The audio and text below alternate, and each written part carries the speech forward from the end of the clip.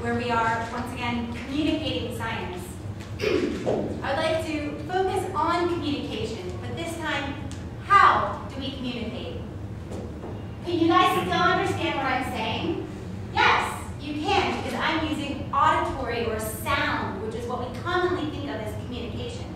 But communication is also visual. It can be chemical. It can be through a vibrational sense, or even electrical. Visual is something that's easy for humans to understand. If I were to, might be waving hello or I might be waving goodbye. If I say, look at something on the right, you guys are going to look to the right, but this is my right, your left. So we're actually having conflicting communication here. So visual and sound. Vibration or chemical communication is often thought of as pheromones.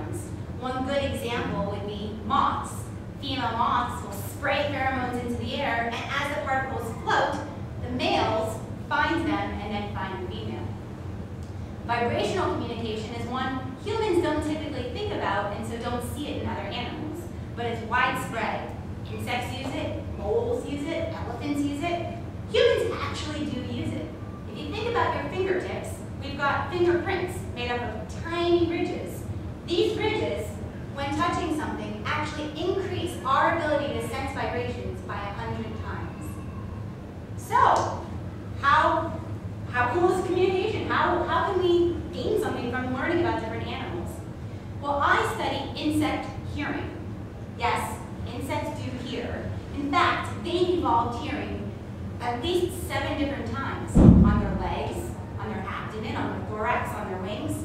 They don't really do sound hearing as we would expect on their heads, which seems different to us. But each of these ears is different. They function differently, and they're different from how our ears work.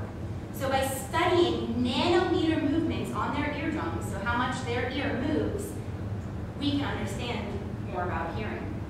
I know a nanometer is a very small size, and small sizes are hard to picture. So just to briefly think about the scale, we've got 1 nanometer scaled to 1 millimeter is the same as 1 millimeter to 10 football fields back to back. So if you think about how small those particles are moving at the nanometer level, we can think about how much we can actually gain from insect ears. In fact, directional microphones, the smallest directional microphones, has come from a parasitic fly. So the more we can understand about hearing or other novel communication, the more we know.